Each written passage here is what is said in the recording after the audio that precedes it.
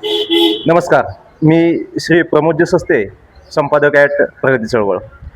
काल आम्ही फलटण शहरातील क्रांतिसिंह नाना पाटील चौक, संत सावतामाळी मंदिर परिसरातील गाळेधारकांची गंभीर समस्या आपल्यासमोर मांडली होती. फलटण बस स्थानकातील सार्वजनिक शौचालय आणि मोटारीतील दुर्गंधयुक्त मैला व सांडपाणी अनेक दिवसापासून दुकानासमोर वाहत असल्याचे व्यापारी, ग्राहक आणि नागरिकांना मोठा त्रास सहन करावा लागत होता. ही बातमी @प्रगती चळवळ यूट्यूब चॅनलवर प्रसिद्ध होताच सकारात्मक प्रतिसाद मिळाला.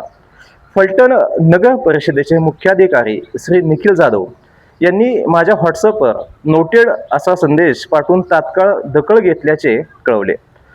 तसेच फलटण नगर परिषदेच्या अधिकृत व्हॉट्सअप समूहावरती आरोग्य विभागाला सूचना दिल्याची ही माहिती त्यांनी दिली.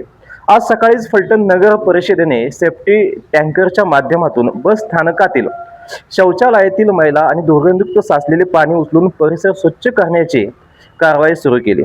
ही बाब केवळ एका समस्येचे निराकरण नाही, तर प्रशासन आणि माध्यमामधील सकारात्मक समन्वयाचे उत्तम उदाहरण आहे.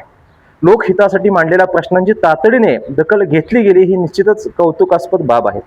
याबद्दल आम्ही मुख्याधिकारी श्री निखिल जाधव, नगराध्यक्ष, सर्व नगरसेवक, आरोग्य विभागातील अधिकारी व कर्मचारी तसेच या कामात सहभागी झालेल्या सर्व कर्मचाऱ्यांचे मनपूर्वक अभिनंदन आणि आभार व्यक्त करतो. प्रगती चळवळ नेहमीच टीका करण्यासाठी नव्हे, तर समस्या मांडून त्यावर उपाय व्हावा या भूमिकेतून पत्रकारिता करत आली आहे. जिथे चांगले काम होईल ते त्याचेही मनापासून कौतुक करणे ही आमची जबाबदारी आहे.